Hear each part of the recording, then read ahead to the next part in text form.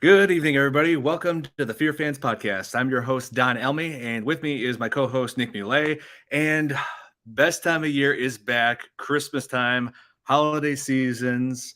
It is just one of the times of the year that I'm sure many of us look. Don Elmy, and with me is my co-host, Nick Muley. And it's looping. Hang on. Yeah, I was like wondering where the hell was that coming from? holiday season. I have no idea. Hang on. I What was is going on thinking, here? did I leave a link on or something? And I'm looking all over and I can't find anything. Yeah, I was like wondering where the hell was that coming from? What is this? What is going on here? Hang on. Oh, Here. It's under Safari. Hang on. I'll turn this off. Here. Okay. I had another link open. That's my mistake. Don, just remember, this is not the first time that we've had such issues like this previously. It's happened to other shows. And you know what? Sometimes it makes it to the bloopers list. Here. Joining us here. Ava's on. Okay. Oh, she said she wanted to join us by audio, right? Ava, hey. Hello. How are you? I'm good. How are you guys? Doing great. We appreciate you tuning in. Yep. Thank you for joining us. Thank you for having me. Have you guys started talking about the movie already? No, we were having some technical issues with looping. Yeah, there was a technical problem. I fixed it. I corrected it, so it's all good. Ava, I'll tell you this right now, and Don, I'm sure you know this already. Anytime that we do a show on this network, there's always something that's going to mess up with our shows. But you know what? That's what makes it even more funnier. More funnier. Yeah. So, yeah, we're just starting off. Eva, you're joined us just in time. So, yep. So tonight's episode, we're focusing on the 2015 Christmas horror comedy Krampus. Yes, that was interesting. I just watched it last night again. Oh, really? She told me that last night that she was gonna watch as soon as right before the show. So Ava, great job. That was actually the night that Krampus and Santa are supposed to visit all the kids, and then Santa leaves like apples and nuts and things, and then Krampus stabs them with the fork if they're naughty. That was last night. Oh, nice. Crazy. Yeah. One thing I just want to say, by the way, Don, I forgot to say this in the beginning of the show. Also, it's great to officially be back on doing these shows again after a harrowing week I had last week with being sick. Obviously, I not only had to miss your show, I had to miss my show and everybody else's shows. So it was quite a torture for me. But I've recovered since then. It's definitely good to be back. And I see Jeremy's on. Good to see you, Jeremy. Hey, Jeremy. Sorry I couldn't do this. Speaking of shows, sorry I couldn't come on last week, but I'll be back on for sure this week. So, yeah, it's great to be back in business. Yep. Thank you for joining us, Jeremy. And hello, Abdul. Thank you for joining us. And Krampus. I remember first hearing about this movie 7 years ago and did a reaction video to it for my YouTube channel. This is when I was just starting, doing reaction videos. One of the very first movie trailers that I did a video on. And, 7 years ago. It's hard it's hard to believe so much time has already passed. Oh yeah, I hear you. What the torture missing a show? You kidding? I enjoyed my break. It wasn't really that fun for me. I was sick and I was bedridden. It sucked. That was not such a good break for me. Well, glad you're better. Yeah, I'm glad I appreciate that. I'm glad it's gone finally. What's up, Anita? Yeah. Good to see you. Hey, Anita. Thank you for joining us. Yeah, I remember with me, in my case, I didn't want to stop doing podcasts. Even when I had COVID, we still did that episode of American Werewolf in London. Yeah, I remember that one. Oh, yeah, because, it's like I already had to delete a couple of weeks, and I didn't want to do it again. So, but anyway, so tonight we begin. This is the month where we started focusing on holiday horror, and we decided that Krampus would be a good one to start with because, like you said, Eva, last night was supposedly the night when Krampus visits all the bad kids. Yeah, in the movie he was a little late though. He was there around Christmas time. Yep, it's like around Christmas Christmas Eve, like a weekend, I guess, like just a couple of days for holidays. I was surprised how many different like creepy Christmas characters they came up with. There were so many. Gingerbread was the cutest though. I like them. Yeah. Thanks, Anita. I Yes, appreciate it. sure. Hey, Yeah. Billy, good to see you. Hey, Billy. Good. Glad to have you on here. Yeah, Avon, in case you wonder, I'm actually running the comments here, so I'll be running the comments throughout the course of the show. Let's see here, Nick. Sometime this week, I want to run something by you to get. Yeah, Jeremy, go right ahead. Whenever you have a chance. Yeah, good seeing you too, Nita. Oh wait, Billy just wrote this for you, Don. Don, is this the last horror movie and first Christmas movie for you guys? This is the first Christmas horror movie we've covered because, obviously December, we want to get to the more festive style of horror films. But yeah, think about this month. I want to get into some other things. Like there's so many options when it comes to holiday horror. There's Gremlins, there's Black Christmas, Silent Night, Deadly Night, Better Watch Out. There's different possibilities to Christmas even. There you go. But I want to set. I was thinking wait until next year for that because then it'll mark the 30th anniversary. You got me, Don. I was just about to say, you may want to hold off on NBC because let's wait till next year because that'll be when it turns 30. So, exactly. But also, Billy, one other thing, I just want to also answer part of Billy's question right there. See, we were originally supposed to be doing the first Christmas horror movie last week. Unfortunately, we were unable to do it because I was sick. So we had to reschedule it to today. What's going on, Sarah? Good to see you. Let's see. Krampus was a fun movie to watch. Yes. I had some pretty good expectations when the film was announced back in 2015. Like I said, when I did the reaction video to the trailer, then I saw it in the theaters. I'm just like, wow, these guys, these guys took everything that was great and bad about the holiday season and just found a way to make it into a dark horror comedy. Yeah. Yeah, I love the way they started off showing like how horrifying human beings can be. Exactly. Oh yeah, that's true. Even kids, not just the adults, the kids too. Oh my god, yeah. It's like their idea is that sometimes families can be not nice to each other, chaotic. I mean, I wouldn't really know because I came from a large family that was nothing but respectful to one another. Yeah, I mean, it's awesome. You can tell. Oh, yeah. I wish I could say the same. Oh yeah. It's my large family on my mom's side, my extended family that my dad refers to as the Great Croatian Gathering. Well, let me take that back in case any of my families watch. I mean, we are respectful to each other. There's just certain people that we just don't get along with. That's what they're for, like, because it's supposed to be a happy time. So then, like, unhealed emotions feel safe to come out and be healed. And sometimes people want to ignore that and not cry those happy tears. So it turns into fights. And who more comfortable to do that with than your family, right? Yeah, I mean, exactly. With my family, it's like sure we have different viewpoints, but we like some of us are Democrats, some of us are Republicans, some of us are Cubs fans, some of us are Sox fans, but we still like try to look past that and just find the greatness in one another. Awesome. Yeah. Thank God. Well, same thing because you live up in Kenosha, and that's where what am I thinking? The Packers, for example, like you got Packers, you got Cubs. I'm just going to Bears. You got all these different teams that we may have differences on. I don't know if you watch sports, but either way, you still share that friendship regardless of what team you're on. Oh yeah. And we just gotta focus on that. Like, as far as my family, we're focused on not only that, but also, like some people who I bring to certain family events. I just tell them, be prepared for like a big gathering of like 50 Croatians. There's just too much division right now, right? Just with everything, with like black, white, man, women, all the stuff. It's just divide, right? And it's like united we stand. So I mean, at least for the holidays, like hopefully people get it together because during the pandemic, it was sad. Family didn't even visit family. It was insane, Yeah. Yeah, it's like see, that's basically kind of the same thing even with the paranormal field. And Jeremy, I know he's watching. This is something I always say a lot is I'm always that kind of person that tries to promote para-unity a lot. I mean, I'm really all about it, trying to get different investigators from different groups to forget their differences and stuff and just enjoy what we love doing all the time. I love it. Oh, Jeremy's saying there's a new Grinch movie coming out too. Yes, the mean one. The mean one. I already did a reaction video to the trailer for it. My opinion, I did not like Watch Out. Like a horror? I've never seen that movie. I've heard of it, but never. Oh yeah, Better Watch Out. It's pretty decent.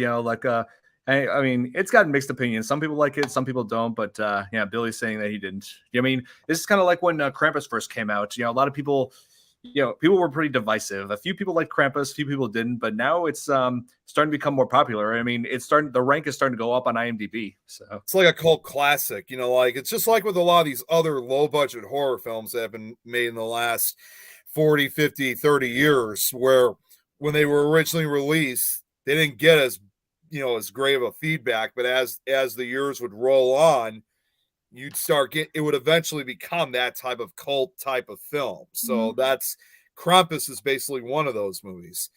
Jeremy's asking. Sorry, what? Yeah, I was saying, and it's also worthy of my collection. Yeah. Now Jeremy's asking, The Blob wasn't a Christmas movie, was it? No. Nope. I mean, I know not the remake. No way.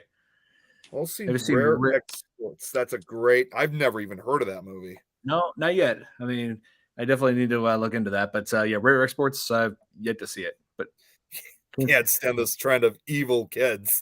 Well, Krampus had that awesome animation scene when the granny was telling her story. That was pretty cool. Yeah, that was amazing. I love that scene. Mm-hmm. Oh yes, and yeah, like like it felt like that sequence that scene was like showing like filmed in like kind of the style paying homage to like older Christmas animated films, like Frosty the Snowman, let's see, what was it, Rudolph Red-Nosed Reindeer, like the stop motion type of films, or The Year Without a Santa Claus. Like that was a really, even though that movie is rated R, it's still really cool that they paid homage to a lot of those, old films from the 60s and 70s. And you know what? Even throwing in a little bit of Nightmare Before Christmas is kind of added almost. It's a real good throwback to a lot of those kind of stop motion films. Yeah, it was really Tim Burton-ish in this one. I know. I've always said for the longest time, especially after the first time I watched it, I said, this is basically like an R-rated version of Nightmare Before Christmas, because it's dealing with killer toys all happening the night before Christmas and causing mayhem and terror. Of course, in a more graphic type of way, of course, unlike in the Nightmare Before Christmas, where they still try to keep that childish kind of theme to it. This time, actually have kids getting attacked brutally. Yeah, pretty much so. And the naughty cut of Krampus. What the hell is that? Do I even dare to ask? Oh, the naughty cut. That must be like I haven't seen the naughty cut yet. I'm guessing it's like a extended cut, like where they actually try to make it like R-rated. It's already R-rated, unless they're trying to make it NC-17. It's not R. It's PG-13. Yeah. Oh, I thought it was rated R. I kept thinking it was R-rated. Okay. It came close. You are supposed to leave negativity behind come New Year. Yep, you are. And all negativity has to pass. We need to like think, okay, this is a new year. We got to start fresh. Like just like Nick and I have our differences. I hate people. He loves them. Well, he's right on that, but there are some occasions where we both kind of love people, and we also do both hate certain people. And no one's all good and no one's all bad, right? So exactly. Yeah, Krampus is an awesome movie. Yep, it's definitely worthy of watching it during the holiday season. It's has its place in modern history. Let's see. Sorry, yeah, I'm just trying to catch up on all the comments because they're coming in fast. Welcome to the club. The mean one looks like it'll actually be good. I have to watch a trailer for that. Yeah, it's like they're making just about everything from our childhoods into horror films. Like they've done so with Banana Splits. They're doing so with they're doing so with Winnie the Pooh, and now this. Jeremy and Greg, we're gonna have to have both those guys on the show because we were talking about that movie. That was so damn funny. Let's see. Which version did you watch? Oh, I just watched the PG-13 version, the one that I own. So yeah, just that. But here, Mr. Nice Guy says, I hear of the new Grinch movie. Yeah, supposedly it has the same actor who played Art the Clown in The Terrifier. He's playing the Grinch in it. Oh my god, that's nuts. Because The Blob is going to be your movie for last week. Well, yeah, we were supposed to, but I was sick. I was trying to make one last movie that was not Christmas related before getting into the holiday horror films. So I've delayed the Blob episode temporarily. So hey, Joe's on. Good to see you, Joe. Looking forward to Violent Night. I need to see that. The new Christmas movie that just came out Friday. I just seen it. I was so excited to see it. It was good. I can't wait. Nick, yeah, Violent Night has David Harbour from Stranger Things. You know, he was Hopper, and he plays the actual Santa Claus, and he's saving a rich family from a home invasion, people who are trying to rob it, you know, like millions of dollars inside of a vault. And it's the main bad guy is played by John Leguizamo. Oh my God. Why am I not surprised?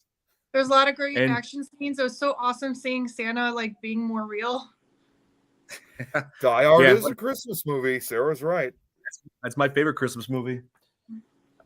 Yeah. This I watch every year. Every year. I gotta rewatch that.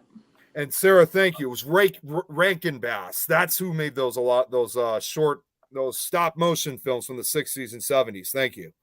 Yes. The short story I sent you last week. Yes.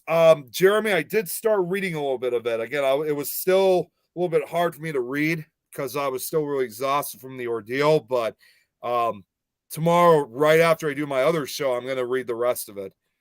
Screen Factory actually put an rated naughty cut of Krampus on Blu-ray and use 4K Ultra. Oh yeah, I'm gonna have to look for that copy as well. Let's see. I think that cut features gore in it. Oh, okay. Now I definitely got. I'm all for it.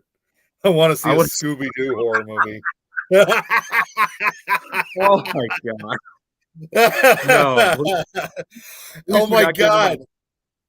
Yes, I heard of Jeremy and Greg again. We were talking about this too on the 13th Dimension. That Mickey Mouse is losing his licensing next year. Oh man. Oh no. Maybe even an evil Charlie Brown. Oh man. I don't know why they don't have people dress up as Krampus like they do Santa. Like that would be pretty cool. And why don't I see more Krampus, decorations around? I was at this was 10 years ago now, Ava, but I went to a special like paranormal Christmas party. It was hosted by Ursula Bielski, and it was just I can't remember what it was called, but we actually did have someone who dressed up as Krampus, and you got pictures with them. So nice. I think that picture is still there if I could find it. Has all the symptoms of being Charlie Brown has all the symptoms of being a horror movie. There's the one to avoid being sued. Yeah, pretty much. Yeah, I'm pretty sure Dr. Seuss's widow wouldn't be would be very pleased with them if they actually call it Grinch. Yeah, exactly. Yeah, she always has been very sensitive when they adapt it to live action. It's the main one. My son Gavin is looking forward to that one too. Grinch is always a favorite. Yeah. So Violent Night is Die Hard with Santa Claus. Yeah, it feels like Die Hard meets Home Alone. Mm-hmm. There's definitely some Home Alone to it for sure. Oh, yeah. So what about Die Hard 2? Is it a Christmas? I never saw the second one. I mean, it takes place on Christmas, yeah, but I don't know. I just love the first one better. Yeah. Don, just so you know, really quickly, I just got this notification. I'm sure Jeremy's going to put this in the messenger. Greg will not be doing a show tonight, so we could stay on as long as we'd like. I know. My watch notified me. Oh, you just got that too? Yeah, through my watch. Jill said, I think Krampus is so underrated. I kind of dig the story. Let's talk about its origins as well as the film, which is probably part of everyone's nightmares. Yeah, I mean, toys coming to life is pretty much part of any kid's nightmare. Yeah. Like, you think about Dirt Clown from the movie. It's the Jack in the Box. Yeah. So all of Krampus's baddies, his minions, they all have names. Yeah. Kind of getting Scooby-Doo horror with that Velma show. They also made an evil Pinocchio. They did. It was called. Yep, it was back in the 90s. It was I think it was straight to video. It's called Pinocchio's Revenge. How did I not see that? I mean, not many people know about it, so I wouldn't expect the whole world to know. Nice.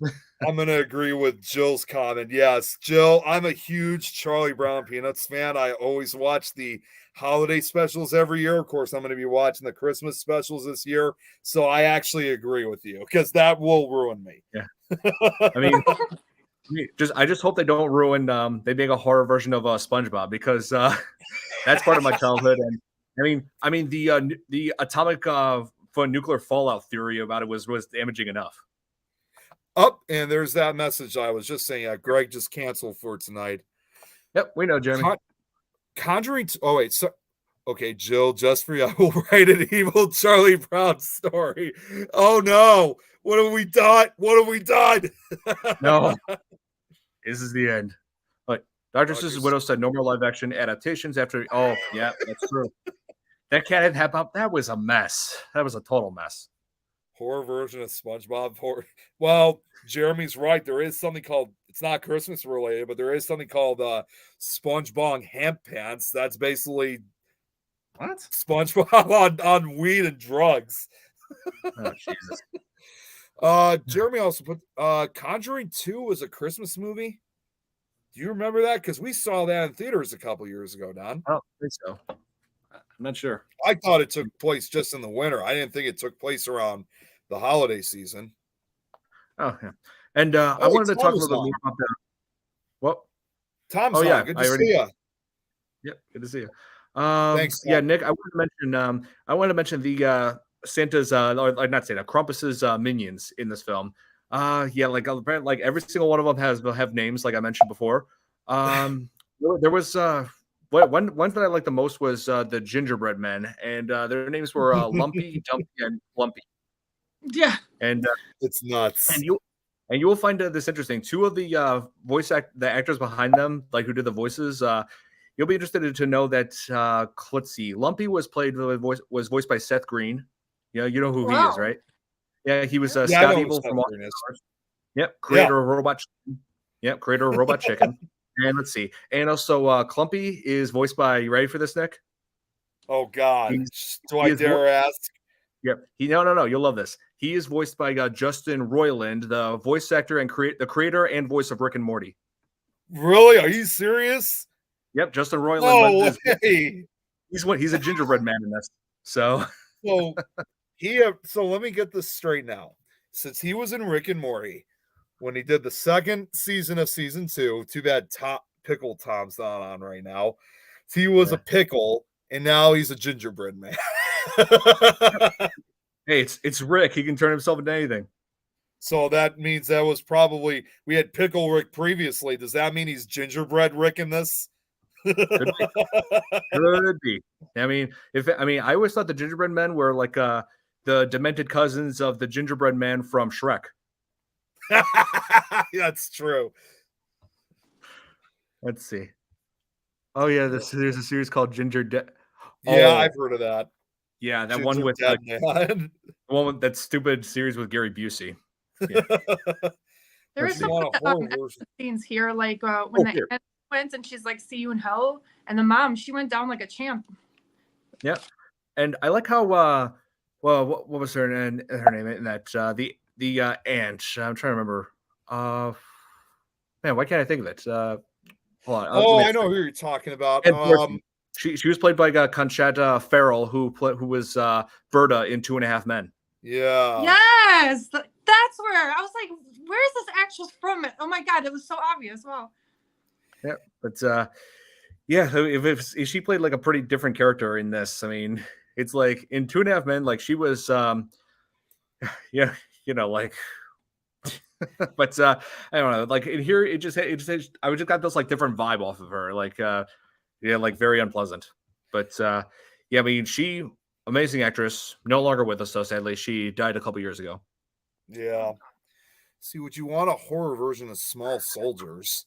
I mean, this wouldn't be the first time we've seen killer toy movies. When you think about good ones like Child's Play and not so good ones like Demonic Toys. Well. And then eventually there was a crossover with one good Killer Toys film and one bad one. And that was Puppet Master versus Demonic Toys, which is also set during Christmas. Yep, I remember that. And that was way back in like 2004. Yeah, it was one of the last one. It might have been the very last movie that featured the Demonic Toys. Slowly going up the evolutionary food chain. Yep, Rick. He was going up the evolutionary food chain.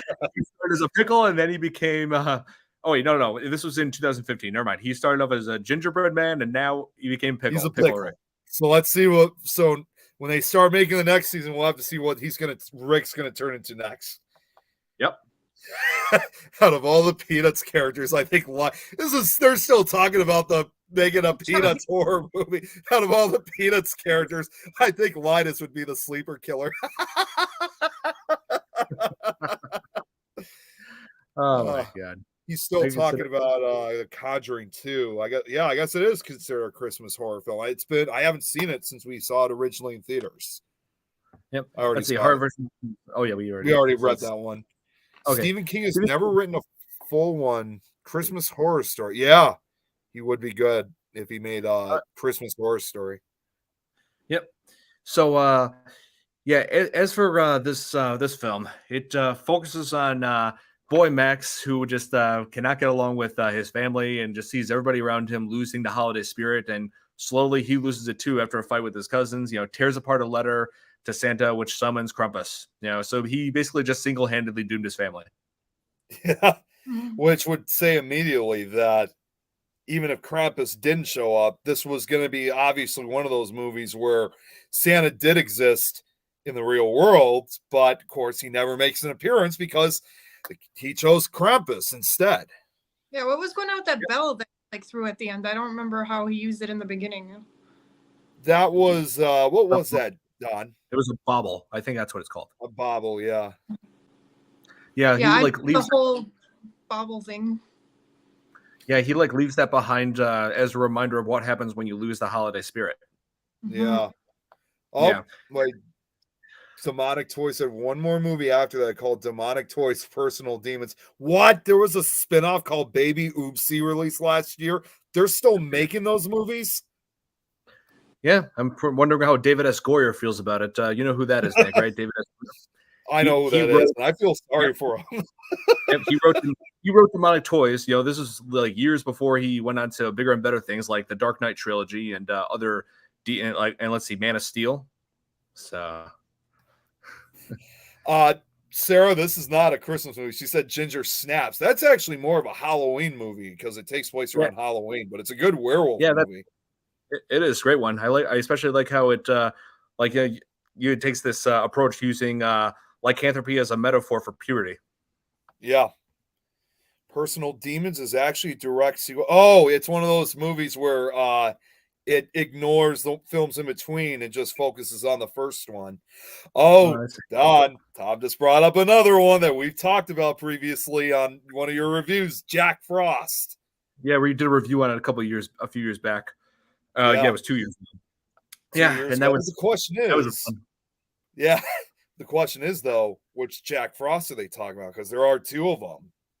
Yeah, there's two of them. That one with the Michael Keaton Jack Frost, right? Please tell me you're talking about that one. I hope so, because there's that family-friendly one, and then there was the slasher one. Yeah, they're more than likely talking about the slasher one. I got a feeling they are. Slasher one that had that one. Yeah, slasher one that had Shannon Elizabeth, and the second one had Doug Jones. Yep. Yeah. Second and third in the series were both crossovers with other series, Dollman and Puppet Master. Oh, yep. See, the Killer Jack. Yep. Yeah, that's what Jeremy with the Demonic Toys. Killer Jack Frost. I knew it. Jeremy, you should watch the review that Don and I did 2 years ago. I'll send you the link later tonight. All right, nice. And like some of these characters I have like in Krampus, I gotta say I just have mixed feelings towards because like the whole family basically disregarded Max's feelings, and also the parents were not doing a decent job at being parents in this film. Like they allowed their daughter, Max's older sister Beth, to go out in a snowstorm in a blizzard to see her boyfriend. It's like, come on. Yeah, it's like, come on. It doesn't take a genius to know that that's a stupid idea. Mm-hmm. It's not even just because it's Christmas. You're going out in the worst possible conditions, like where it's basically a blizzard outside. I mean, you're putting your own life at risk. Yeah, it's like, does the phrase "the weather outside is frightful" mean anything to them? That one guy was frozen to death there, so it was like he was stuck in his car and frozen. I was like, "Whoa, what's going on? Like, did someone freeze him, or it was just he just couldn't get out of his car and froze?" Oh no, yeah, I hear you. heard there was another Jack Frost with the actual Jack Frost winter character. I don't know. Talking about. Yeah, I have no idea. But yeah, and what was I gonna say? Oh yeah, like when you first see like a Krampus like all shadowy figure, it doesn't like perfectly reveal his face or anything, but like she first sees him like and jumping across rooftops, and I'm just like, oh man, this thing is a force to be reckoned with. And one thing I'll never forget. Yep, huge hunchback, wears a It's gotta be mask. at least 7-8 feet tall, maybe even 9 feet. He's gigantic. Yep, running across the house rooftops, and With those hooves. also, and the one thing I will never like that is chilling to this day is the scream that Beth makes when Dirt Clown comes after her when she's hiding under the car. Like, oh my god, It was a good one. yeah, It was kind of scary, yeah, and let's see, and the Jeremy and says also he has 3 Krampus movies, Krampus 2 and Krampus Unleashed. I don't remember ever there being a sequel. That must be a different series. Curse of Jack Frost. I don't think I've seen that one. Jeez. Oh, he sent the IMDb title. Okay, thanks. Yeah, we'll check it out. Thanks, Jeremy. I can't click that through here, but I can type it and look it up. But I was going to say I could copy it and look it up myself. Oh yeah, and there was also one part of the film that I thought was like a head scratcher, where the cousins, the other family members show up at the house, and Max is greeting all the cousins, including Howie Jr., who looks suspicious. That character Howie Jr. looks suspiciously similar to the kid who was in Bad Santa and Trick or Treat. That's what I always thought. You know who I'm talking about, Nick? Yeah, I know who you're talking about. That's just crazy. And there was like one comment that Beth made when Max was asking Howie, who seemingly like is like developmentally impaired, like it's heavily implied, and so she makes this comment saying, "Well, did you ask for a dialysis?" Which dialysis has nothing to do with developmental disabilities at all. Right. So, that seemed completely out of nowhere. So whoever wrote that in the script obviously did not do much medical research. No, they didn't. Yeah, and that's like if I said, "Oh, I just need to get a dialysis to see how my autism is doing." Oh my god. Yeah, they didn't really do much. That in my opinion was probably one of the weakest. I mean, I like Krampus, but that was probably one of the weakest points. Like that was not necessary. Yeah, that was stupid. But yeah.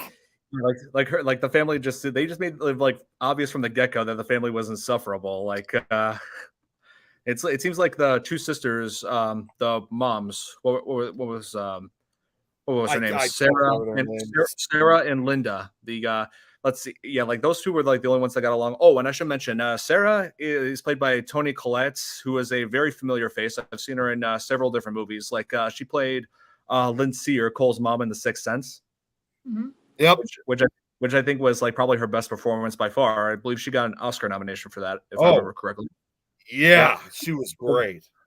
Let's see. She was also that one movie where she got killed by the owl. She does good in these creepy movies. Yep. That one she was in Hereditary. Mm-hmm. Hereditary, yes. She was in that. She was also the mom in Little Miss Sunshine. And she was also, let's see, Joni and Knives Out. She's been in all kinds of films. She's made quite a career. Yeah, she's made quite a career for herself. But, check this out. Jeremy says he's writing a children's Christmas story, but it won't be horror. Well, Jeremy, I'm going to tell you this right now. We're going to be working, obviously, as you know all too well, we're going to be working on another audiobook series. We're going to do Nightmare Soup 3 next year. And I got a feeling that there might be at least one story that's Christmas related. Wait, so one of your stories is called Nightmares? No, it's that to make a long story short, you saw those audiobooks that I do, right? Did you ever see those? Or a little bit, yeah. So we just recently did for the first time ever, because the first couple audiobooks that I did were recorded by just me, but we did a book called Nightmare Soup, one of the Scary Stories tribute books, and that was the first one where it was narrated other than myself. Don did a story, Jeremy did a story, a lot of the different podcast hosts from this network as well as other networks took part in it, and it was a pretty big project. So did you know that one of my books is called Nightmares? it's called Nightmare Soup. It's a tribute book to the Scary Stories trilogy. So we're going to be doing another one next year. So, and it did take a couple months, obviously. We went from March to October, which was kind of expected, but the series is out now. It's all free on YouTube, so you can check it out there. And we'll be doing another one like that next year. What's up, Brad? Good to see you. Brad, thanks for joining. Check this. I got it right here too. So like, this is, well, that's the newest one, Tourists, but like this one was Nightmares. It's just Nightmares, but it's still. Yeah. And then that was after Daydreams. So I was like, oh, we got similar titles. Oh, nice. And let's see, Billy, he's saying, got another idea, horror version of Django. Oh my God. I mean, Billy, it is possible to make a horror film out of anything. Like, if we were to go to my collection, something that's not horror related, let's see. Let's see. Oh, I got something. What if they made a horror version of, let's see, or like if they just pick something completely random, like I don't know, Planet of the Apes, where they just end up wiping out all of mankind, and we have to fight for survival. Oh my God! On like Christmas Day. Yeah. Hey, people are. It's like no matter what, people are going to come up with the most ridiculous things ever. So, I mean, we already like brought up a couple of them. Yeah, that's we already read that. I mean, I know I'm saying something like that. What I'm saying, yeah, what I was saying, something like that is like inevitable, Yeah. So, wow. Jeremy, glad you got your full voice back, man. Yeah, I already know you're coming back for this next project, Jeremy. And Don, of course, I'm gonna include you in this as well. Just to let both of you guys know ahead of time. This next project is going to be a little bit more trickier because the stories are a little bit longer than what it was in the first book. So be ready when you guys decide which story you want to choose. Yeah, I want to check it a full one out. Yeah. Like I said, they're all available on YouTube. Mm-hmm. Nice. Oh God, Brad, no. Jaws the Revenge 2. Zombie Jaws. Oh my God, no way. Ava, I'm going to say this right now. Brad Webb, he's one of our obviously loyal friends. He's also, our loyal fans. He's also a really good friend of mine. He actually runs Cracked Skull Paranormal. He actually builds paranormal equipment. But when he's on the show, when he's watching the show or any of our shows, but in this show, he'll either be talking about two things. He'll either talk about Jaws the Revenge, or he'll probably be talking about something involving his ex-wife.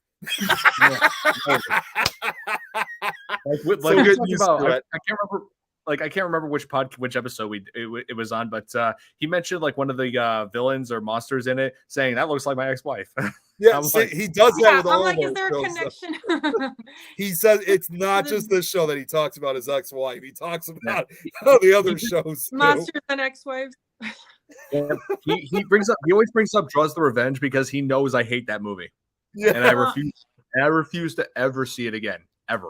Yeah. And Jeremy and I, when it comes to his ex-wife, the more Brad talks about her, the more actually me and Jeremy start feeling sorry for his ex-wife. Yeah, Jeremy, Home Alone horror, I actually reactivated to something similar to that. It was called R-rated Home Alone, where they used all kinds of visual effects to make the film like even bloodier. Wow. where Harry and Marv actually die. Oh my God! Like, jeez. Yep. Christmas version of the Hunger Games. Isn't there already a movie with a zombie shark? There's probably a couple of them from sci-fi. I still think Walking Dead should have added more stuff. Like Walking Dead should have had like zombie sumo wrestlers. Those would have been scary zombies. You know what I'm saying? Or like, like crazy stuff like that, like a whole football team or something. You know what I mean? Like they could have done so much more. Did you ever see that show Z Nation? Because they actually did expand a little bit. Like it was on the Sci-Fi Channel. And that was kind of that show that kind of was rivaling the success of The Walking Dead. And I think they actually made different types of zombies as well as expanding like to animals. There's like a zombie wolf, a zombie bear. There's even a zombie NATO. Well, they actually did. Wait, they actually did create something for Jaws called Santa Jaws. Yep, and Jeremy, here. before you Here we say go. it, I already know what you're probably thinking. There's also something called Shark of the Corn by Stephen King. No relation to the Stephen King we know. Here, Nick, he's saying Jaws 19, The Return. He's referring to that scene from Back to the Future 2. Yeah, thank God Jaws 19 did not, yeah, thank God Jaws 19 did not come to pass, but I am still waiting for those automatic shoelaced shoes and hover cars, flying cars. Yeah. I'm still waiting for that. Still waiting for those too. Up, see, we just got a movie idea. There we go. The Revenge of the Ex-Wife. No, that's a good Written one. by Brad Webb. Oh, here. He's asking me, do you hate Jaws the Revenge more than Catwoman, Battlefield Earth, and Fateful Findings? Yeah, Battlefield Earth is terrible. I hate that as well. Fateful Findings just is kind of a laughably bad, just because of how poorly executed it is and how silly it looks. But yeah, Catwoman, I consider that to be one of the worst superhero films. Not as bad as Steel though, with Shaq. You know that was a bad one. That one almost single hit. That along with Batman and Robin came out the same year, nearly killed the superhero genre. But one of the worst horror films in my book that we're definitely going to cover, and Nick, you're going to be joining me on this one. Oh God, House of the Dead. House of the Dead. That one is I've horrible. never even seen it. Never seen it. I just feel sorry for every poor soul that paid ticket price to see it. Seen Battle Royale, where it's Hunger Games long before Hunger Games. Oh, here. Zombie NATO? It's already been written. Brad, don't even think about it. Zombie Roach, don't even try. Don't even think about it. Nick, there's a zombie tiger in the Army of the Dead. Oh, yeah. Oh, yeah, God. That's what happens in Vegas. Yep. Oops. Shark. Oh, see, Jeremy just brought up Shark of the Corn is a bad idea. There is. And I thought you were going to say House of Wax, the remake with Paris Hilton. I mean, that's not terrible. I mean, it's not a great remake, but I have seen much worse. I will say that. Yeah. House of the Dead theater, but I haven't seen it since. Good call. But anyway, back to Krampus. Yeah. I screenshot at that moment for us, you guys. Yeah. Let's see. Yeah, so back to I do enjoy like the practical effects in it, like, and also the design of Krampus. You know, like when you finally see him near the end. Let me see if I can get a good picture. Here we go. Should be able to share it on the screen. Copy image. Okay, yeah. Let me figure out how this works again because it's been a while since I've used this. So go to present, and then click on share screen. Oh, present. Okay. Share screen. Okay. And then go to window. And then click on the page that has the picture. And we'll be, yep, there you go. Yep. You got it. Let's see. Hey, let me open it in a new tab here. Yeah, I really enjoyed seeing like this design. Like I thought, I know it looks like he has a mask on though, but because underneath that he has like goat eyes or something, which makes sense though because he actually here. Hold on, stop sharing. And because he actually like walks on hooved feet. I don't think they actually showed the hooves, but the footprints. You could hear him when he was on the roof. When he's on the roof. Yeah.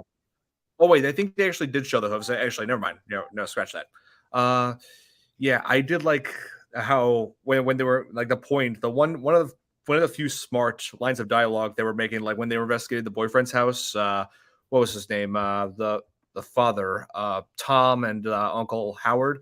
When they went over to the boyfriend's house, found it in shambles, and the chimney completely busted open, and they showed like hoof prints. And at first, Howard was like, it could be a goat. But then Tom's like, why? What kind of a goat walks on its hind legs? So I'm like, yeah, good point. Krampus is basically a demonic type creature. So that's, horns, the hooves, of course, the very negative and evil energy to him. I mean, he's basically a demon. Yeah. Yeah. He's and the they literally demonic... put a hole in the ground like it's hell, like they were falling into hell, Yep, it was the dark underworld that he was sending them to. Yeah, that's like they actually made Krampus absolutely like the monster itself absolutely terrifying in this. Yeah, You know, like they really did a good job. And Jeremy just made a good point here. There's a Krampus animatronic that he would love to get. I'm really surprised that, considering I've worked for 3 years at Spirit Halloween, I get it. We mostly sell Halloween related stuff, but I'm really surprised we never did sell Krampus related stuff. I get it. Again, it's more for Halloween, but still, it would have been great to have, just 2 months before the holiday Christmas season, of course, also too, even when we are running at Spirit Halloween, we already have Christmas stuff out at other stores. So that's why I'm surprised we never had Krampus at Spirit. yeah, that's true. Like, and yeah, and He people looks like he's if they put, because some people might be like, well, it's evil, it's supposed to be all like happy and like just give good things to the kids, but like all these people putting up Christmas stuff when it's still Halloween, it's like put some Krampus stuff up and give Christmas a little darkness too. oh yeah, Sarah said when you showed the picture, it looks like he was wearing a slanket. yeah, he's wearing like this cloak. Like instead of like a suit, it's like a big red cloak. Hey, Don, look what Brad just wrote. My ex is still getting royalties for them using her likeness to Krampus. See, I told you. What did I say, Ava?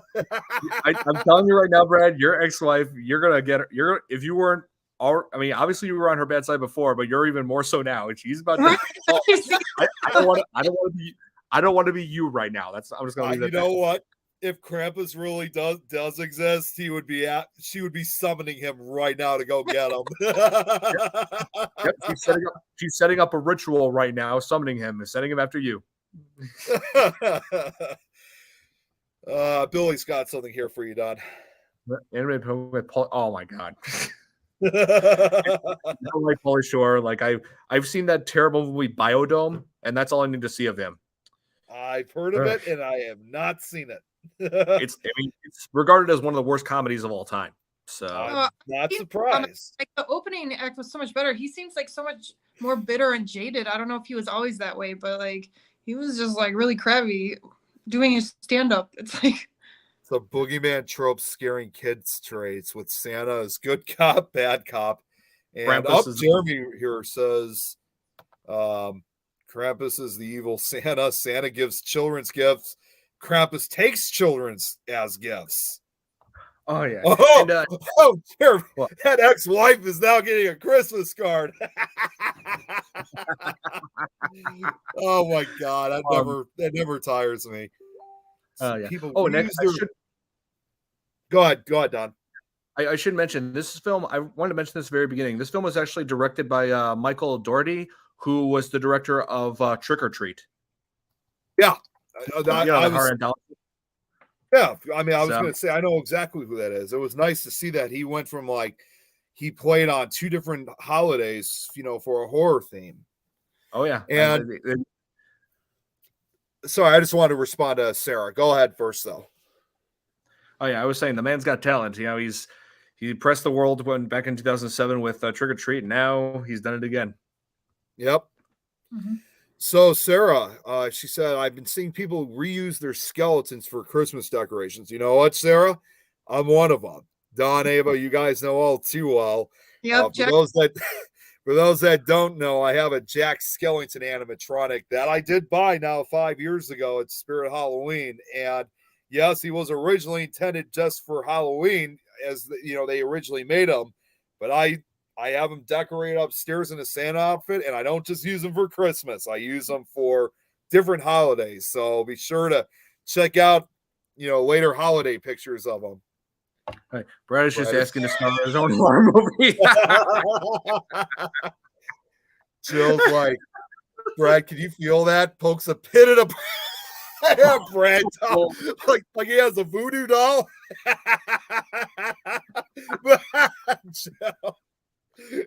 Jeremy, hey, Joe and I agree on something now. Oh man. Yeah, I should have said this earlier, Ava. Jill's like, Ava, don't mind all our silly banter on the sidelines. We are listening and love you. You already got some people who love you, Ava. Nice. Yep.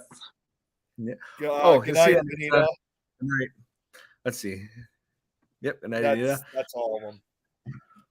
Yeah. And so also like one of the monsters that they never show in Krampus, I just thought of it, was there was like a couple scenes where something under the ground was attacking people. Like first they attacked Howard, when they were on their way back from Best Boyfriend's house. And I'm guessing it's like the evil cousin of Bugs Bunny or the Graboids from Tremors.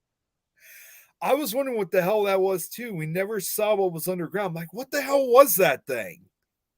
Yeah, I'm guessing. For all I know, Krampus could have brought along the Graboids from Tremors. Yeah. Either that, or it could be. So he could have allied himself with He Who Walks Behind the Rose from Children of the Corn. Corn. Let's see what he's here. Is it like the sandworms and Beetlejuice? Sandworms and Beetlejuice. I'm sorry. Jeremy's like, let's see what Jeremy said. We always have two shows going on. There's a visual show you're a part of, and then there's the show that's in the comments. He is absolutely right. Very true, man. But and of course, as the snowstorm outside is getting worse, they decide to stay inside, try to wait the whole thing out, by watching movies on the iPad and whatnot. But here's the thing. If you're going to have people who are stay up and sleep in shifts, having someone stay up and watch everybody, make sure nothing's going on, they follow the same old cliche where the person who's supposed to stay up and watch falls asleep. So, and when that happens, right down the chimney was a chain with a hook and a gingerbread man, which ends up attracting Howie Jr., and where he takes a bite out of it. And of course, the gingerbread man gets pissed. And I'm just like, you just use yourself as bait. What did you expect? Yeah. Come on, Brad just said, or it could be my ex's cousin. It's like, oh my god. But yeah, the gingerbread man was kind of asking for that to happen. Like, you're using yourself as bait to attract a kid. What did you think was going to happen? Exactly. It's one of the silliest moments in that movie. It sure is. Oh man.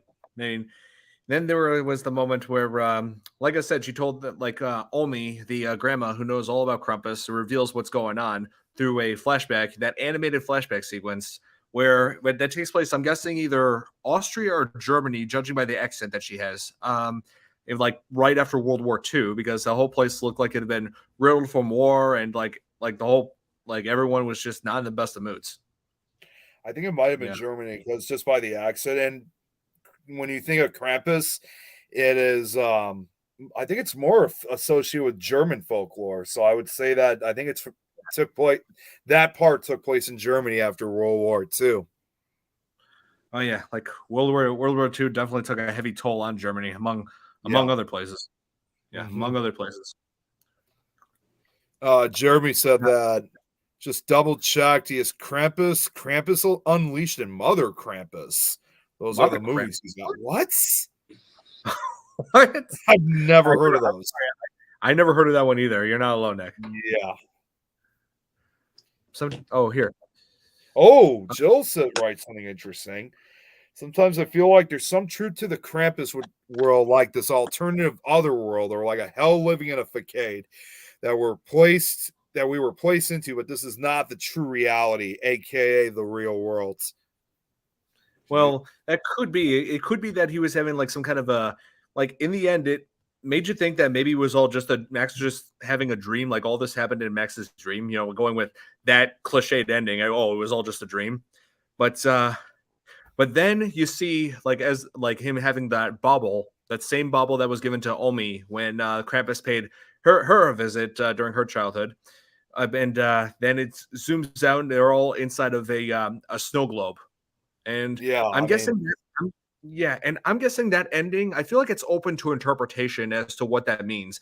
It's some people like say they're just all trapped inside that snow globe. That's their punishment for losing the holiday spirit. Instead of killing them, he just imprisons them. But I'm thinking it could be that snow globe is like a crystal ball. He's just like using that to monitor them to make sure that they don't lose the Christmas spirit again. Yeah, that's how he's looking in on them from like the other dimension that he's in. If you think about it, it's like, because you said it was done by the same director who did Trigger or Treat. If you look at the ending of that movie with old man, what was his name? The guy at the end of the movie who originally survives the attack. He looks across the street. He sees Sam watching him. It was that message of sending, hey, I'm going to be watching you from this point on, so you don't lose your Halloween spirit. It's kind of the same way almost with Krampus. He may have not actually imprisoned this family into like this crystal ball or this globe. I already forgot what they were called. Like elf on, snow globes. Thank you. Yeah. So it's probably the same thing. He may not actually have imprisoned them, but he's watching them to make sure, like you said, because it's almost like a warning, almost like giving that feeling of this is what's going to happen to you if you ever do this again. It's like as if he's giving them a second chance, but he's still going to be keeping an eye on them, like Elf on the Shelf. Yeah, pretty much. Like you're just like Elf on the Shelf. And here, The hell's Jill's saying it's like the whole Matrix idea. what the hell does this mean? The Dallas treatment? Oh, it's probably from that show. Yeah, I think I know what she's talking about. Yeah, you'd have to watch it in order to get it. But hey, but Jill just bring up something. That brings it up like this whole idea of computer simulation. So what do you think, Nick? Could we be inside of a computer simulation? There's really that quite. You know what? It's funny. There's even been episode of Paranormal Caught on Camera that's talked about are we living in some type of kind of simulation or whatever? Is this not real? I mean, we might be real ourselves, but all around us, is this true reality? Have you guys had sleep paralysis, or have you heard of sleep paralysis before? Oh, I've had it once. A lot of people say it's terrifying.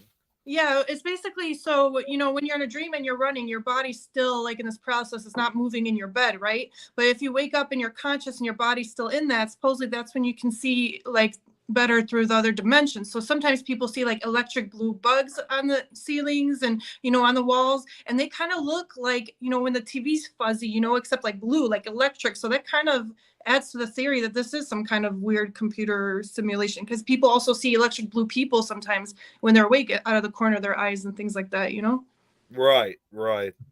True. I got to answer this question for Jeremy right here. Does anybody name their elf on a shelf? Yeah, Jeremy, I do have an elf on the shelf. Don, you would know.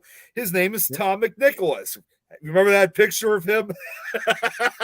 Have you seen that picture of him, Jeremy? You got to check it out. I'll have to send it to you if you can. Yeah, where Tom actually dressed as Elf on the Shelf. Brad, oh my God. If I go missing, we all know it's my ex who did me. Yep. Krampus is coming for you. Watch out. As I've always said before, this whole thing with his ex is never going away. Nope. Jeremy, she's talking to Jeremy. Oh, yeah, here. He's saying, "Come on over. I have them on DVD." Yes, exactly. Oh, I'm wondering if she's responding to my comment about simulation theory. But or mine, because I named my Elf on the Shelf Snitch. Yeah, I remember a few years back, Nick. I remember like a few years back, I actually did a reaction to that YouTube, that horror channel called Crypt TV. They actually did a short film called Elf on the Shelf. I did that a few years back. That's definitely something worth seeing. It's great. God, that sounds really good.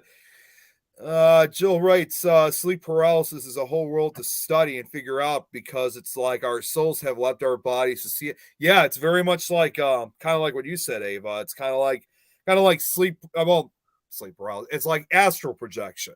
Right. And it's scary at first because it's kind of like, when your soul's leaving your body, it's like thinking, okay, what happens at the end. But really, we're like tethered to our body until our number's up. I mean, these are the theories, and it's impossible to stay out for a long time. Supposedly, people are able to do this astral projection 20 minutes max. But like, if it's not our time and our numbers not up, that, our body's just not going to separate from it.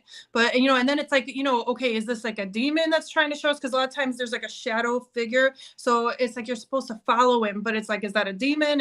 What is that? It's so weird. Or the old hag, as they call it, old hag syndrome sometimes, because there's different versions of, like, what sleep. There's all these different beliefs and versions of what sleep paralysis is, and different countries have different beliefs almost in these evil entities, very much in a way, kind of like with Krampus and some of these other, I'm sure there's other evil entities that are associated with Christmas. I'm sure Krampus is not the only one, but it's like the same thing too with sleep paralysis. Well, if you get scared, you're supposed to like wiggle a toe or something like that to kind of wake you up. But if you don't, it kind of is like levitation. And a lot of times, different celebrities and stuff will talk about levitation and making deals with the devil and stuff. So I'm wondering if it's connected and they maybe had similar experiences to this, because it's just a little interesting, the connection, Right. Yeah. Brad's daughter named her elf on a shelf, Chris. Okay. You seen the Christmas themed episode of Love, Death, and Robots? I don't even know what that show is. I mean, one thing I saw recently, Christmas themed episode from Creep Show. There was a Christmas special where focusing on shapeshifters and doing battle against that evil Santa. I don't think I ever seen that episode. We need to see it, man. You got to get me caught up with the Creep Show series. I've been still. We last one we watched was episode 5 of season 1. And yes, what Jill's talking about here. Sorry, you guys, because no, go ahead. She's saying how the correlation between sleep paralysis and outer body stuff. Like, also a lot of times I think alien abductions could also be connected to it as well, because the way that they describe it, it's almost like there's another being there, and they're kind of taking him somewhere. You're absolutely right. I mean, sleep paralysis often is usually associated with, alien visitations, alien abductions, ghostly visitations, and even supposedly demonic possession. Mm-hmm. Yeah. If we are in a situation, somebody needs to just needs to press Alt plus F5. Yep. That's where we leave this world and go join Morpheus and Trinity. Fear of the known. There is a difference between dark or absence of life. She's right on that. Oh yeah. Oh, here. I was just getting to the last comment. You should do a movie review on that sleep paralysis and horror. There's quite a few out there I've seen and can relate to. Yeah, the Mothman Prophecy, I think, is similar to. Yeah, and I love that movie. Don, we got to do we should have done. We should have done the Mothman Prophecies early, because this year was the 20th anniversary of that movie. Oh yeah, the one with Richard Gere, right? With Richard Gere, great. I mean, not necessarily a horror movie, but it still has a lot of suspense. It's more of a thriller than a horror movie, but either way, it's still good to talk about because it's based on obviously one of the most infamous cryptids in the world. So we got to do an episode, and it does, come to think of it now, it does take close before Christmas as well, near the end of the movie. Oh, there you go. That focuses on the what leads up to the that event of the collapse of the Silver Bridge. You're right. You got it. Yeah. And actually, just in a few days will be the 55th anniversary of the Silver Bridge collapse. Oh yeah, December 15th, 1967. And I wanted to go back to let's see, Krampus. What do you think of is the most terrifying moment of that film? What? Why don't you go ahead, Ava? Probably at the end when all of the little Krampuses came out. You know what I mean? Because they were actually scary. The other ones were just funny, like little gingerbread or a weird clowny thing or whatever. But those were pretty creepy, ghoul demon type things coming out. Yeah, right. The dark elves. That's what they were. The elves. Yeah. And because they say Krampus, like Santa, has a lot of minions. Yeah, there was gingerbread men. There was that angel that was located in the ceiling that had bird-like wings. It was that was creepy. And also the teddy bear. Yeah, the teddy bear was I thought was the creepiest in my opinion. I mean, I know everyone has different opinions, but I thought that was the one that kind of creeped me out the most. Yeah. It was a really nice ending, though. It was very cute. Like, you know, he wakes up, everything's back. It shows, like, even though the family's still doing annoying stuff, it's just good to have him back anyway. You know what I mean? Oh, yeah. It was sweet. He learns the value of family and staying true to the holiday spirit. Mhm. Yeah. Exactly. Yeah. So, yeah, it gives you a message. Don't lose the holiday spirit or you're going to be next inside of a snow globe. Yeah, exactly. You're absolutely. Oh, my God. Brad. Seriously. Wish I would have seen the Mothman when I married my ex. Would have been a good. Oh my God. This is the most I've seen him talk about his ex-wife. I'm going to be honest with you right now. He's like, oh, most times he usually will bring her up once or twice, but Brad, seriously, this is the most I've ever seen of you talking about her. You know, there's a thin line between love and hate. Like, dude, he's just like he's like writing this stuff on the fly. That's what I admire about it. He just like he keeps on like applying like what we're discussing into like what he thinks of his ex-wife. Yeah. Oh. Run. Time to run. Yes, it is. It is time to run. Yeah. Now you got Krampus and Mothman after you. You managed to summon both of them. You managed to summon both of them. You just managed to summon both of them in one night, Brad. You know what? I'm actually going to put it this way. Brad, you are just building up an angry mob right now after you. Angry mob of supernatural beings. Look what Sarah just wrote. He's trying to summon her by repetition.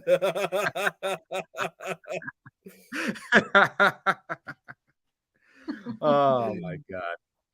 Seriously, Brad. Yeah, this is wow. That's just a trademark, Brad. Brad, buddy, time to get over it. Oh my gosh. Now, Brad, you've got both. Now you've given her. You're encouraging her to summon both Krampus and Mothman. Yep. So who knows what else she'll summon? There's probably gonna be more than that. Yep. Oh man, and like, yeah, like what? I'm trying to think of like what else we got. Oh, what was I gonna say? I had something for this. Yeah, like those back to those gingerbread men. They actually made me think of like Gremlins because of how chaotic they were, and because how they try to use small things to inflict harm on others. You know, like I compared like some of them to like how Stripe was.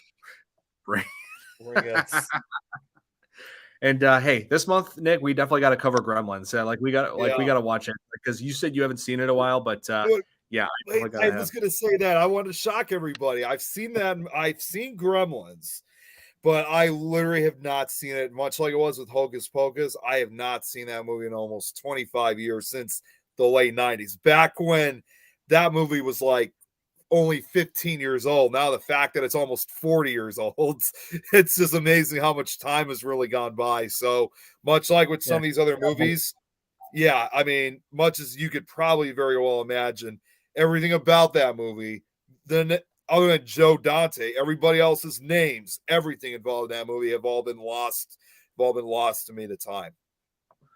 Oh yeah, this is a childhood favorite I cherish always. Every Christmas I watch Gremlins. I also have the second one. I just watch that just on occasion. You know, I mean, it does. Yeah. I mean, the second one does have redeeming qualities. It has, you know, good cast. Like the cast has returned, and also they have Christopher Lee in it, a national treasure. Oh, nice. Yeah.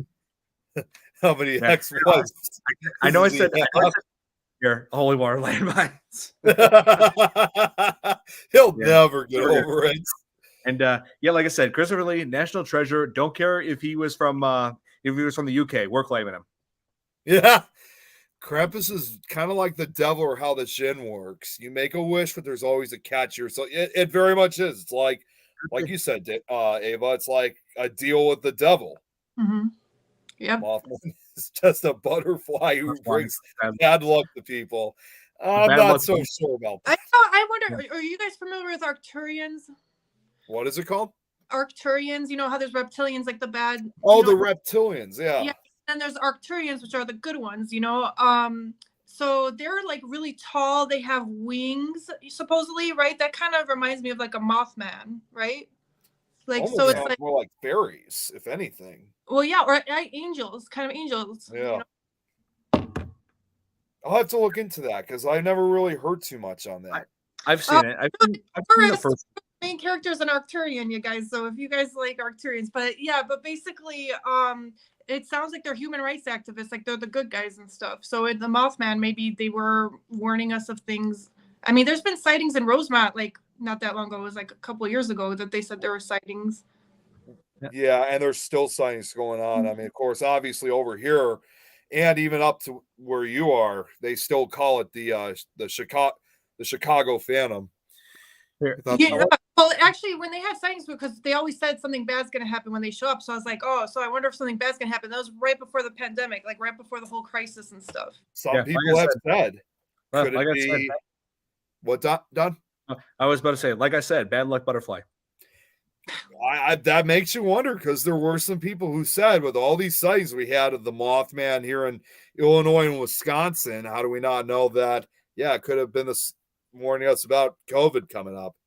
It's just a bad rap, man. Yep. Oh, here, Brett says you should cover Critters. You said you haven't seen that, right? Like I've seen the first two. You know, it's never seen Critters. Yeah, like the first one has like I think it's decent. You know, I've seen better horror films, but it's still like a cult classic. I mean, it has some familiar faces in there, like Dee Wallace from E.T. It has Scott Grimes from The Orville. I don't know if you've seen that. It's made by Seth MacFarlane, but it has Billy Zane. So, yeah. I know Critters 2 is directed by Mick Garris, who did a lot of the Stephen King adaptations throughout the 80s and 90s. And Critters 3 is the feature film debut for Leonardo DiCaprio. Yeah. Wishmaster. Wishmaster, yeah, that's another one. If you think about the song Santa Claus is Coming to Town, when you read the lyrics, it could be the basis of it. He kind of does have a point. Oh yeah, like it's like some Christmas songs, like people like make fun of like crazy. Like they turn them into horror theme. They turn them into my cousin Mark. I remember ages ago, when like Christmas time, he actually sang like a very dark version of Jingle All the Way. Like, yeah, I remember it. Okay, you want to know how it goes? He said it like this, and to this day, I still can't believe he said this. He said, "Dashing through the snow on some broken skis, down the hills we go, crashing into trees." Oh my God. The snow is turning, the snow is turning red. Everybody's dead. I woke up in the hospital with stitches on my head. I'm like, wow. That's gruesome. I'm just like, how about when Grandma got ran over by a reindeer? That's gruesome too. Look what Jeremy wrote. He just made his own version of Santa Claus is Coming to Town. Hey, Grandma got run over by a reindeer, and now she's come back as a zombie, and he's coming back to kill everyone. Don, why don't you ask this question that Joe just wrote? I know this. I want to cover that this month as well. I want to cover that and Gremlins. You know, there's so much we can do with as far as holiday horror. And Jill, I can see what she's saying. Original. No, we're only focusing when it comes to Black Christmas. Original.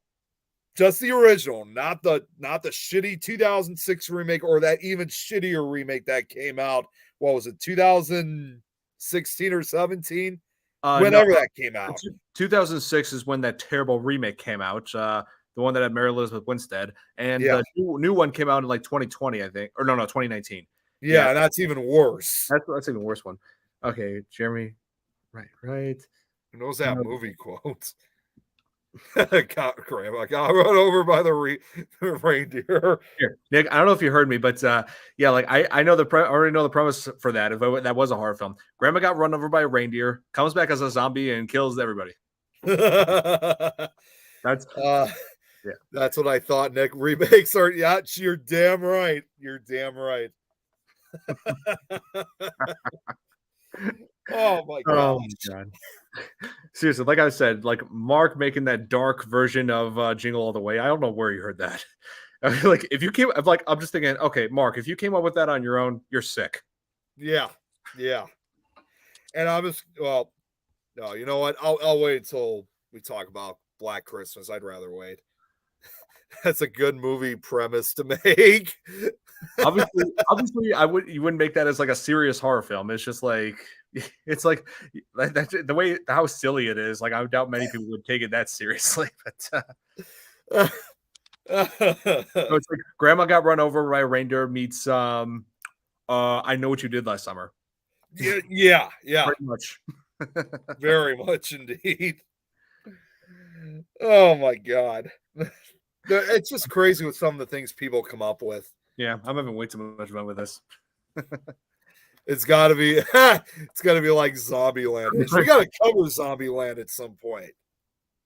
Yeah, we got to cover Zombieland. There's like all kinds of. I wanted to cover Dawn of the Dead at one point. I wanted to make and also Return of the Living Dead. There's several friends that want to join us on that as well. Don, you got to start here. You know what? This is one of your. Here's the thing. This is one of your New Year's resolutions you got to make. Yep, I got to like figure out how. Yeah, I got to do that. Oh, it would be pretty funny though. Yeah. I mean, it's like I could just see it more as like a horror comedy than something serious. Yeah. Yeah. But, I think that's what Bill was trying to say. Yeah, just like how they would make how they made Krampus. It's like it's dark. It's like a dark comical shot at like all the the Yuletide woes that some people have around the holidays. But like people worry about all sorts of things during the holiday season. They worry about all the money they're spending on like all the decorations and the gifts that they're getting everybody. It feels like so many people are just so negatively focused on these things when they should be just enjoying themselves at this time of year. Yeah. Jeremy, it better not be that Charlie Brown idea. I just have to say that. Oh, no. Damn it, Brad. Oh, my God, Brad. That is not going to happen. That doesn't even make any sense. Oh, thanks, Jill. I really appreciate that, Jill. It can be scary things and decorations. Yep. And I don't know if I showed it right now. Look at all the decorations I got here right now. Oh yeah, and look what I got. Hang on, I don't know if I can turn this. Hang on. Got my tree set up over there. That is just awesome. Oh, yeah. I know you can't really see the decorations though, but yeah, I got some new decorations. One of them has Sally and Skeleton Jack from Nightmare Before Christmas on it. Yeah. So commence banning Brad in 5, 4, 3, 2. He's bad. Yep, you're done. Come on, Brad. So does that mean Jaws has grown legs? No. Oh God, it's like that. Do not give Hollywood ideas. Land sharks. If he keeps that up, you would probably throw. He'd throw him to his ex-wife. Yeah. Oh wait. Yay, show and tell. Okay. 2 Christmas trees could. I only have 1 Christmas tree. What are you talking about? I don't know where he said 2. And Sharknado makes sense. Well, I don't know what to say about it. A tornado taking sharks out of the water. I consider that making more sense than a shark running over grandma. He thought he saw it too. That's why. Oh, okay. Yeah, no, I have just this one. Always this one. And making sense is something that goes good on Sci-Fi's channel. Well, that is true. Sci-Fi does introduce all kinds of nonsense. Very big nonsense. Wait. He's asking, can you turn your camera again? I guess he wants to see it one more time. Turn your camera again. Okay, hang on 1 second. Okay, I'll show you my tree. Well, Jill was asking for show and tell. Yep. Here, I may have to detach my. Oh wait, I don't want to detach my mic. Hang on 1 second to get more space here. But yeah, it's right. It's right there. Got all the all the good ornaments and decorations up on it. Yeah, like I got that one that has Jack and Sally over there. I don't know if you can see it well, but yeah. I just full screened it for you so everybody can see. Oh yeah, it's got some old stuff and new stuff on it, so it looks very festive and joyful. That's an awesome tree, Don. Great job. Thanks, man. Okay, set this down. That's a first. I never had to pick up my my laptop and show people my place. I'll do that. I'll do that for next week. You had your turn. I'll do mine next week because I am waiting for one more strand. Oh yeah. Let's see. I didn't understand the stuff in the field of corn. Field of corn. Yeah. How does that work? Ava, I know you probably are wondering what's all this talk about corn and stuff. I don't know if I ever told you this. This happened last year. We did a show where all of a sudden all we just did was talk about corn. And all of a sudden I got this nickname. Unexpected. It doesn't make any sense. But I got this name, Nick of the Corn. So so since then, there's just these random talks that come up involving corn. And I'm not going to say who it was, but this whole show we did about corn, it's all the things you can do with it. And I'm not talking about just eating it. Oh, here. Jeremy says that he saw the reflection of my tree on my TV that I have right here. Yeah, he saw the reflection of the tree, thinking there was two. Very clean. Proud of you. Thank you, Sarah. Yeah, like you should see. Yeah, like my kitchen is like very decorated too. And right now, I got to focus on getting some lights on my balcony too. I gotta do that tomorrow afternoon. So, yeah, like always got something going on here. Children of the Krampus makes sense. I don't know about that, but then again, sci-fi will do anything. Sci-fi movie. I mean, hey, but then again, sci-fi will definitely do anything. I mean. I think Rochelle was watching at one point, Don. I saw that she one of the likes here that her name showed up. I think she was watching briefly. I don't know when, but good to see you. Good to see you tuning in briefly. Oh yeah, my sister's watching too, and I think my uncle was at one point. If you scroll to the icon of the heart, you'll be able to see like who liked it and who loved it. So if you you'll see the names pop up. Let's see. Yeah, my sister's watching. My uncle's watching. I think my grandparents are watching. Like some of my friends are watching. Like everybody, a lot of people I know are watching. We have quite an audience. Glitch is in the Matrix worlds. Yeah. So, like that would freak me out if we were in a simulation and something here was glitching. Like if like I don't know, my lamp over there was glitching, like fading in and out. Like I'd be like, what is going on here? Hey, you know what? Jeremy says he likes Brad's idea. Joe's like Jeremy had a Matrix moment and is back now. Yep, he glitched out. He glitched out, became Agent Smith, and now he's back to normal. How did we go from Krampus to talking about glitches in the Matrix? That's what I want to know. Because we talked about simulation theory, and people are bringing it up again. Wow. Anyway, so back to Krampus. Yeah, like I just love the way like the monsters, like the elves still looked. You know, like they were all wearing masks and such. It's like you leave it to a mystery as to what they really look like underneath that. Just like how you leave it to mystery how Krampus really looked like underneath it. I mean, there was a hint that his face may be goat-like because he has the goat-like eyes underneath that mask. And the horns. And the horns, yes. The horns, the hoof, feet. Yeah, they definitely got... Kind of like a goat man, actually. Yeah, so I think about it. Kind of like that, yeah. I do love the practical effects in this, and as well as the visual stuff too. Because when you look at when you look at the ending, the visual effects, what they used to rip open the ground to look into the hellfire where he's dumping Stevie and Max into, you know, when wow, they put some really good work into this film. They did. They really did. Oh yeah. The relation is Krampus puts you in a pretend world as your punishments. So he puts you into a Christmas version of the Matrix then. Here we go again with the Matrix. Puts you in a pretend world. That's what she means by it. Krampus is a demon. He is kind of a demonic entity, yeah. He's like a demon or a goat man. Yeah, he very well could be. Yeah, he's got the stereotypical appearances of what a demon looks like. Like I said, the horns, the hooves, even the beard almost. I mean, obviously even the eyes look pretty demonic looking. let's not get started on the Mandela Dude, the effect. grandma was pretty creepy, just in general. Who was? The grandma, she was pretty creepy in that movie.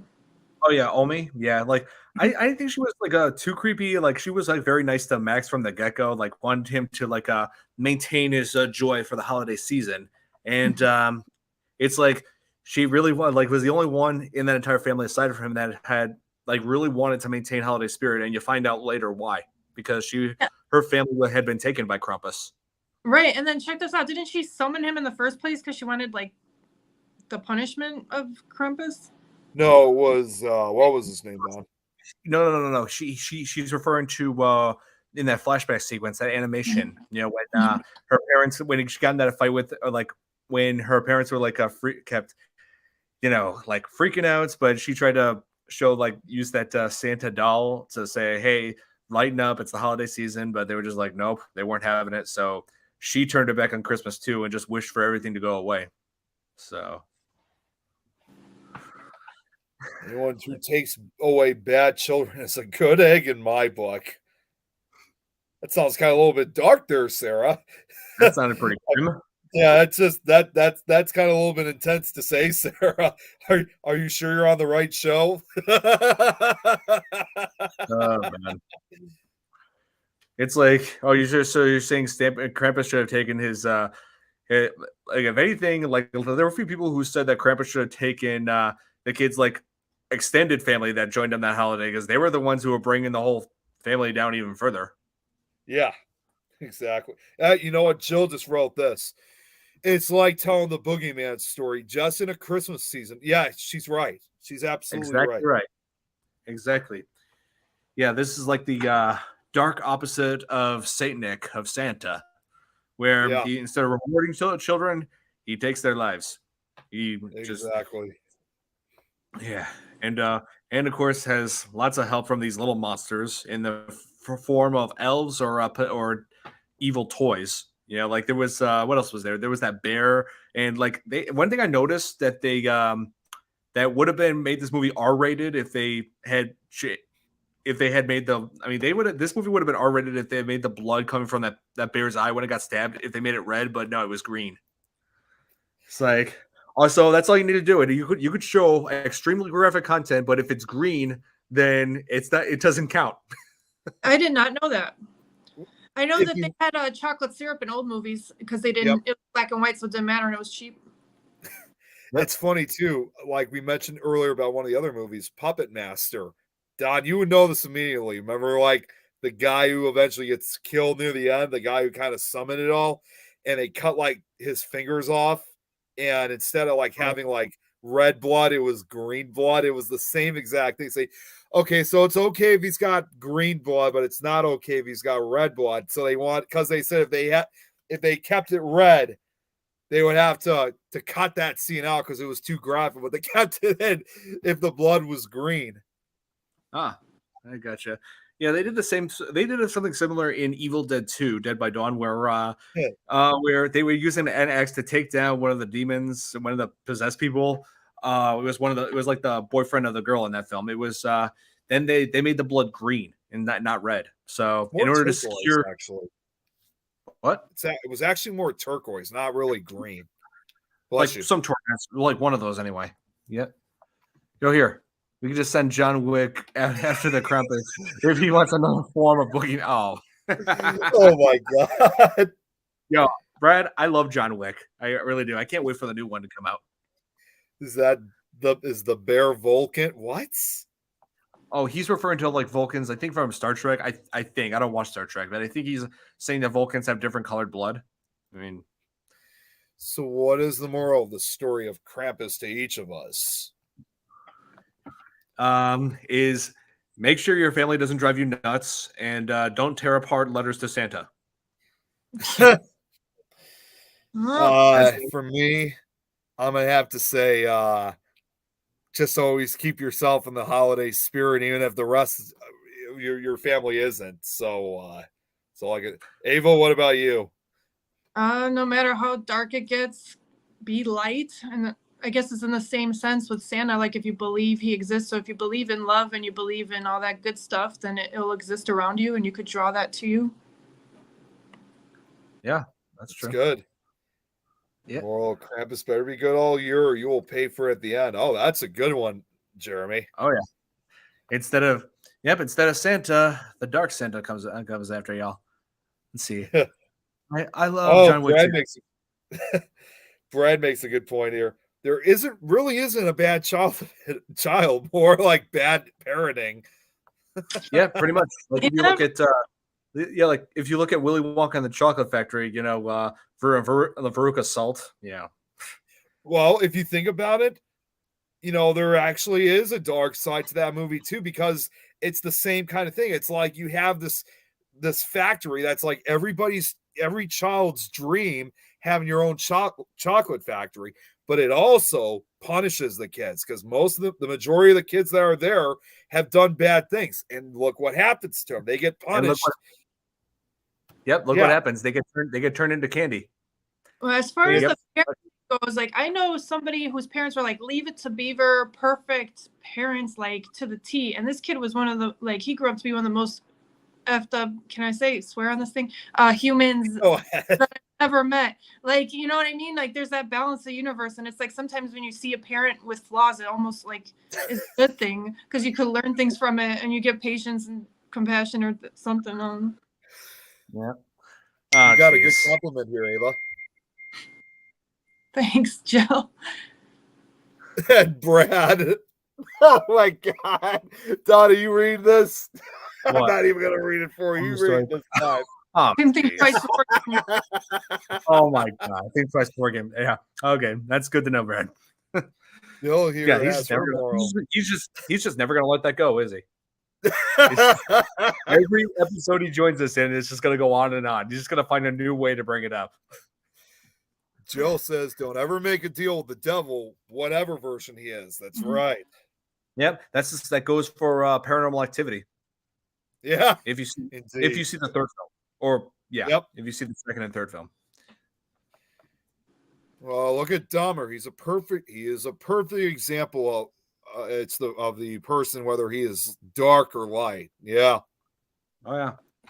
And let's see.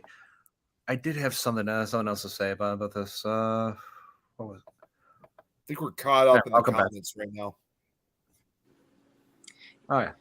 I'm trying to read them here and there, and so it's Oh yeah. You can catch up over here on this thing, right? What's that? I just I'm able to catch some here and there, but I'm gonna check this out. Sorry, I'm gonna play with the buttons here a little bit. Okay. Are you trying to share something or? Oh no, just don't mind me. I'm just trying to, because I haven't done this before, so I want to see what else is here. Sorry, just in case you're wondering what was going on. No. I mean, we can't see what you're doing right now, so you're good. Yeah. Yeah. All good. As long as you keep laughing at it, Brad. Yeah. Oh man. So, I would like to hear from everybody in the comments. So, which holiday horror film would you like to see us cover in our next episode? Because I'm thinking more towards Gremlins and Black Christmas. Yeah, like those are the two big favorites that people go back to every year. Wait, you forgot Silent Night, Deadly Night. Make that 3. And Silent Night, Deadly Night. Yeah, that's another one. Don, you know what we should do? Here's an idea. We should do for your future for future episodes of your show. We should do like some type of online voting poll and share it up on screen. I was considering something like that. You might be able to do something like that. It just depends where we could find something like that. Sarah's like Mothman. Oh. What the sorry, that was my fault. Santa's Sleigh. Oh yeah. You ever seen Santa Sleigh? Have I? Let me look that up quickly just to be sure. If I see a poster, I might have. It's Hang on a second.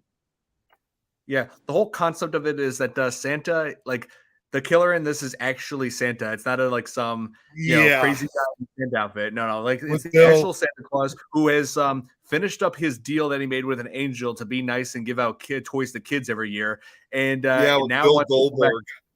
And now wants to go back to his dark ways, and he's played by wrestler Bill Goldberg. Yep, that's what I said. It's Bill Goldberg. Yeah, I've seen that movie. It was like a decade ago I watched that. Got a Gremlins here vote. Okay, so we got one vote with silent. Well, we'll try to get to Santa Sleigh, but since I mentioned 3 of them, we got 1 vote for Silent Night, Deadly Night. We got 1 for Gremlins. Let's see. Star Wars can also be part of horror. It's got everything. Like Darth Vader is the epitome of dark side. Oh my God! As long, please don't let us make us go over that terrible holiday special that had nothing to do with Christmas. Future episodes, mute Brett.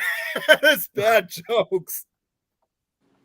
But seriously, that holiday special from Star Wars, I've refused to put myself through that ever again. I don't think I've ever even seen that. Good, don't. Yeah, I think you'll like Santa Sleigh, Joe. It's pretty funny. Yeah. I was hoping like maybe we do Santa Sleigh like on the last Tuesday before Christmas. Because you know what? Even Don, even after when Christmas passes, we still have like another 2 weeks to put talk about Christmas movies, because if you think about it, the official Christmas season doesn't end until January 6th. So we could still talk about some other Christmas horror films after the actual holiday. Yeah, we could. I can totally see that. You'll love Santa Sleigh. Look at this. Ava, you got a question here from Jill. What's your recommendation to cover next? I mean, I'm not into the Christmas movies as much, but as far as horror movies, I definitely wouldn't mind to check out some more of Alfred Hitchcock stuff. Oh yeah, last episode we did with Alfred Hitchcock. Yeah, it was, the first one. But I think you weren't available that night, unfortunately. Yeah. Just invite his ex-wife to ward him off.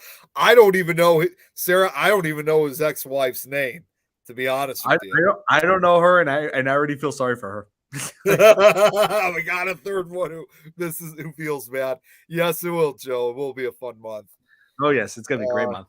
Oh, Jeremy said it'll come on for Santa Sleigh. All right.